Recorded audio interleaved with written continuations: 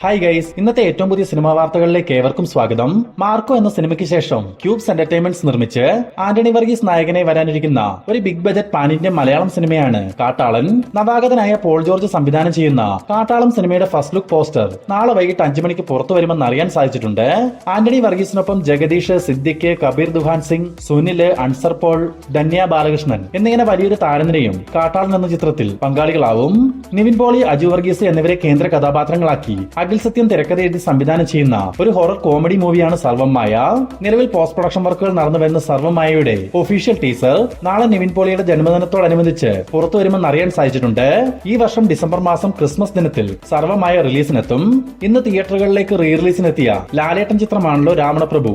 ലാലേട്ടന്റെ തന്നെ 5ാമത്തെ re release ചിത്രമായ രാവണപ്രഭു തിയേറ്ററുകളിൽ പ്രകമ്പനം കൊള്ളിക്കുന്ന ഒരു കാഴ്ചയാണ് ഇപ്പോൾ കാണാൻ സാധിക്കുന്നത്. നിലവിൽ പുറത്തു വന്നിട്ടുള്ള ബുക്കിംഗ് സ്റ്റാറ്റസ് വെച്ച് നോക്കുമ്പോൾ 1 കോടി രൂപയ്ക്ക് അടുത്തൊരു കളക്ഷനിലേക്ക് രാവണപ്രഭുവിന്റെ ആദ്യ ദിന കളക്ഷൻ എത്തിയാലും അത്ഭുതപ്പെടേണ്ടതില്ല. നിഖില വിമൽ, അജു വർഗീസ്, രമേഷ് പിഷാരടി തുടങ്ങിയവർ കേന്ദ്ര കഥാപാത്രങ്ങളാവുന്ന ഏറ്റവും പുതിയ കോമഡി എന്റർടൈനർ മൂവിയാണ് പെണ്ണ് കേസ്. ഇന്നിപ്പോൾ ചിത്രത്തിന്റെ ഭാഗത്തു നിന്നും ഒരു ടീസർ മൂവി ടീം പുറത്തുവിട്ടിട്ടുണ്ട്. സൂസൻ, ശരണ്യ, ആയിഷ, കവിത എന്നീ പേരുകളുള്ള ഒരൊറ്റ നായികയ്ക്ക് പല നാട്ടിൽ പല ഭർത്താക്കന്മാർ. ഈ ഒരു തീമിലാണ് പെണ്ണ് കേസിന്റെ കഥ നടക്കുന്നത്. ഇവയെല്ലാം മെൻഷൻ ചെയ്ത് ഇറക്കിയിട്ടുള്ള ടീസറും മികച്ചു നിൽക്കുന്നു. ചിത്രത്തിന്റെ റിലീസ് തീയതി പുറത്തു വന്നിട്ടില്ലെങ്കിൽ കൂടി വരുന്ന നവംബർ മാസം പെണ്ണ് കേസ് റിലീസ് ചെയ്യുമെന്ന് ടീസറിൽ മെൻഷൻ ചെയ്തിട്ടുണ്ട്. എന്തായാലും എനിക്ക് ഈ ഒരു ടീസർ വളരെയധികം ഇഷ്ടപ്പെട്ടു. തെലുങ്കിൽ നിന്നും പാൻ ഇന്ത്യൻ റിലീസായി വരാനിരിക്കുന്ന ഒരു ഹൊറർ കോമഡി ഫാന്റസി സിനിമയാണ് ദ രാജാസാബ്. ഇന്നിപ്പോൾ രാജാസാബ് എന്ന ചിത്രം ജനനായകന്റെ ഗ്രാൻഡ് റിലീസ് മുന്നിൽ കണ്ട് ജനുവരി 9-ാം തീയതിയിൽ നിന്നും ജനുവരി 10ലേക്ക് തമിഴ്നാട്ടിലെ മാത്രം രാജാസാബിന്റെ റിലീസ് പോസ്റ്റ്പോൺ ചെയ്തതായി അറിയാൻ സാധിച്ചിട്ടുണ്ട്. അതേസമയം ദളപതി വിജയിയെ നായകനാക്കി എച്ച് വിനോദ് സംവിധാനം ചെയ്ത ജനനായകൻ സിനിമയുമായി ബന്ധപ്പെട്ട് എന്ത് വാർത്ത പുറത്തു വന്നാലും ആ വാർത്തകളെല്ലാം തന്നെ സോഷ്യൽ മീഡിയയിൽ ട്രെൻഡിംഗ് ആകാറുണ്ട്. അതിനാൽ തന്നെ നിരവധി റൂമറുകളും ഫേക്ക് ന്യൂസും ഒക്കെ സോഷ്യൽ മീഡിയയിൽ വൈറലാണ്. ഇന്നിപ്പോൾ പുറത്തു വന്നിരിക്കുന്ന ഏറ്റവും പുതിയ ജനനായകൻ വാർത്ത എന്തെന്നാൽ ജനനായകൻ എന്ന ചിത്രം ബാലയ്യയുടെ തെലുങ്ക് സിനിമയായ ഭഗവത് കേസരിയുടെ റീമേക്ക് ആണെന്നും ആ ഒരു റീമേക്ക് അവകാശം സ്വന്തമാക്കാനായി ഭഗവത് കേസരി ടീമിന് 3 കോടി രൂപ ജനനായകൻ ടീം നൽകിയെന്നാണ് വാർത്തകളിൽ സൂചിപ്പിച്ചിരിക്കുന്നത്. എന്നാൽ ഇത് ഒഫീഷ്യലായി ആരും തന്നെ പറഞ്ഞിട്ടുള്ളതല്ല. കാത്തിരുന്നറിയാൻ ജനനായകൻ എന്ന ദളപതി വിജയ് ചിത്രം ഭഗവത് കേസരിയുടെ റീമേക്ക് ആണോ അല്ലയോ എന്ന്. അജിത് കുമാറിന്റെ കരിയറിലെ തന്നെ മികച്ച വിജയ സിനിമകളിലൊന്നാണ് അട്ടഹാസം. ചിത്രം ഇപ്പോൾ റീ റിലീസിന് ഒരുങ്ങുന്നു എന്നൊരു ന്യൂസ് പുറത്തു വന്നിട്ടുണ്ട്. വരുന്ന ഒക്ടോബർ 31-ന് അട്ടഹാസം 4K വേർഷൻ തിയേറ്ററുകളിലേക്ക് എത്തും. മലയാള സിനിമയുടെ ചരിത്രം മാറ്റി എഴുതപ്പെട്ട കല്യാണി, നസ്ലിൻ, ടൊവിനോ, ദുൽഖർ തുടങ്ങിയവർ പ്രധാന വേഷങ്ങളിലെത്തിയ ലോക ചാപ്റ്റർ 1 ചന്ദ്രയുടെ ഇന്ന് വരെയുള്ള 44 ദിവസത്തെ കേരള വേൾഡ് വൈഡ് കളക്ഷൻ പരിശോധിക്കുകയാണെങ്കിൽ 44 ദിവസങ്ങൾ കൊണ്ട് കേരളത്തിൽ നിന്നും മാത്രം 120 കോടി 10 ലക്ഷം രൂപയും വേൾഡ് വൈഡ് ഗ്രോസായി 299 കോടി 50 ലക്ഷം രൂപയും 44 ദിവസങ്ങൾ കൊണ്ട് ലോക ചാപ്റ്റർ 1 ചന്ദ്ര എന്ന ചിത്രം സ്വന്തമാക്കി കഴിഞ്ഞു. മാത്രമല്ല 50-ാം ദിവസത്തിലേക്ക് അടുത്തുകൊണ്ടിരിക്കുന്ന ഈ ഒരു ചിത്രത്തിന് ഈ ആഴ്ചയിലും 200ഓളം സ്ക്രീനുകളാണ് കേരളത്തിൽ നിലവിലുള്ളത്. ഇതും മറ്റൊരു റെക്കോർഡായി കണക്കാക്കാം. 2022-ൽ ഹുളു OTT പ്ലാറ്റ്ഫോമിലൂടെ പുറത്തുവന്ന് വലിയ രീതിയിൽ ചർച്ചാ വിഷയമായ ഒരു പ്രിഡേറ്റർ ഫ്രാഞ്ചൈസി സിനിമയാണ് ദ പ്രേ. ഈ ഒരു സിനിമ വന്ന സമയം പലരും പറഞ്ഞിരുന്ന കാര്യമായിരുന്നു ഇത് തിയേറ്റർ റിലീസ് ചെയ്തിരുന്നെങ്കിലെന്ന്.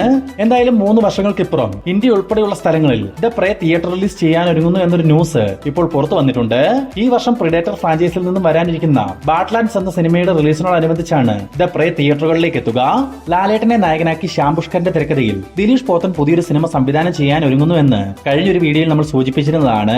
നിലവിൽ ഈ ഒരു പ്രോജക്റ്റുമായി ബന്ധപ്പെട്ട് പുറത്തു വന്നിരിക്കുന്ന ഏറ്റവും പുതിയൊരു വാർത്ത എന്തെന്നാൽ പ്രശസ്ത സംവിധായകൻ ആഷിഖ് അബു ഈ ലാലേട്ടൻ ദിലീഷ് പോത്തൻ ചിത്രത്തിന് ക്യാമറ ചലിപ്പിക്കുകയെന്ന് അറിയാൻ സാധിച്ചിട്ടുണ്ട്. ഈ വർഷം അവസാനത്തോടുകൂടി ഈ ഒരു സിനിമയുടെ ഒഫീഷ്യൽ പ്രഖ്യാപനം പുറത്തുവരും.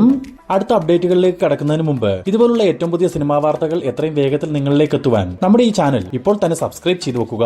2024-ൽ പ്രണവ് മോഹൻലാൽ, ധ്യാൻ ശ്രീനിവാസൻ, നിവിൻ പോളി തുടങ്ങിയവർ പ്രധാന വേഷങ്ങളിലെത്തി ബ്ലോക്ക് ബസ്റ്റർ വിജയം നേടിയ ഒരു വിനീത് ശ്രീനിവാസൻ സിനിമയാണല്ലോ വർഷങ്ങൾക്ക് ശേഷം. തിയേറ്ററിൽ വലിയ വിജയമായിരുന്നുവെങ്കിലും OTT സാറ്റലൈറ്റ് റിലീസിന് ശേഷം ഇത്രയധികം നെഗറ്റീവ് ട്രോൾ വന്ന മലയാള സിനിമ വേറെ ഇല്ലെന്ന് തന്നെ പറയണം. എങ്കിലും അന്നും ഇന്നും ആ സിനിമയ്ക്കുള്ളിൽ എല്ലാവരും ഇഷ്ടപ്പെടുന്ന കഥാപാത്രമാണ് നിവിൻ പോളി അവതരിപ്പിച്ച നിതിൻ പോളി. വലിയൊരു ഫാൻ ബേസ് തന്നെ ഈ ഒരു ക്യാരക്ടറിന് ഉണ്ടെന്ന് പറഞ്ഞാലും തെറ്റില്ല. എന്തായാലും നിതിൻ പോളി വീണ്ടും എത്താൻ ഒരുങ്ങുന്നു. നിലവിൽ പുറത്തു വന്നിരിക്കുന്ന വിവരങ്ങൾ പ്രകാരം വർഷങ്ങൾക്ക് ശേഷം മൂവിയുടെ സ്പിൻ ഓഫ് സിനിമയായി നിതിൻ പോളി എന്ന ചിത്രം വരുന്നു. വിഷ്ണു സുബ്രഹ്മണ്യൻ നിർമ്മിക്കുന്ന ഈ ചിത്രം വിനീത് ശ്രീനിവാസൻ തിരക്കഥ എഴുതി സംവിധാനം ചെയ്യും. മേബി നാളെ ഒക്ടോബർ 11 നിവിൻ പോളിയുടെ ജന്മദിനമാണ്. അതിനാൽ തന്നെ നാളെ നിതിൻ പോളിയുടെ അപ്ഡേറ്റ് വന്നാലും അത്ഭുതപ്പെടേണ്ടതില്ല. ലാലേട്ടന്റെ 365ാമത് സിനിമയായി വരാനിരിക്കുന്ന L365 എന്ന സിനിമയുടെ ചില പ്രധാനപ്പെട്ട വിവരങ്ങൾ പങ്കുവെക്കാം. ആഷിഖ് ഉസ്മാൻ നിർമ്മിച്ച് ഓസ്റ്റിൻ ഡാൻ സംവിധാനം ചെയ്യാനിരിക്കുന്ന L365-ന്റെ ചിത്രീകരണം വരുന്ന ഡിസംബർ 5-ാം തീയതി മുതൽ ആരംഭിക്കുമെന്ന് അറിയാൻ സാധിച്ചിട്ടുണ്ട്. തൊടുപുഴ, മുംബൈ, പത്തനംതിട്ടയിലെ ശബരിമല ഭാഗങ്ങളിലായി 90 ദിവസത്തെ ചിത്രീകരണമാണ് ഈ ഒരു സിനിമയ്ക്കുള്ളത്. അതിൽ തന്നെ 65 ദിവസത്തോളം ഡേറ്റ് ആണ് ലാലേട്ടൻ നൽകിയിട്ടുള്ളതും. നിലവിൽ സിനിമയുടെ കാസ്റ്റ് ആൻഡ് ക്രൂ തീരുമാനങ്ങളെല്ലാം തന്നെ പൂർത്തിയായി കഴിഞ്ഞു.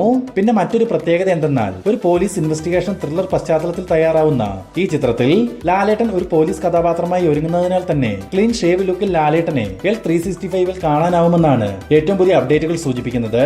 മാത്രമല്ല, സിനിമയുടെ പേരുൾപ്പെടെയുള്ള തീരുമാനമായതിനാൽ വരുന്ന നവംബർ മാസത്തിൽ ചിത്രത്തിന്റെ ഫസ്റ്റ് ലുക്ക് പോസ്റ്ററും പുറത്തുവരും. പ്രഭാസ്, അമിതാഭ് ബച്ചൻ, ദീപിക പദുകോൺ തുടങ്ങി വൻ താരനിരയിൽ വമ്പൻ ബജറ്റിലെത്തി 1000 കോടി കളക്ഷൻ സ്വന്തമാക്കിയ തെലുങ്കു പാൻ ഇന്ത്യൻ സിനിമയാണ് കൽക്കി 2898 AD.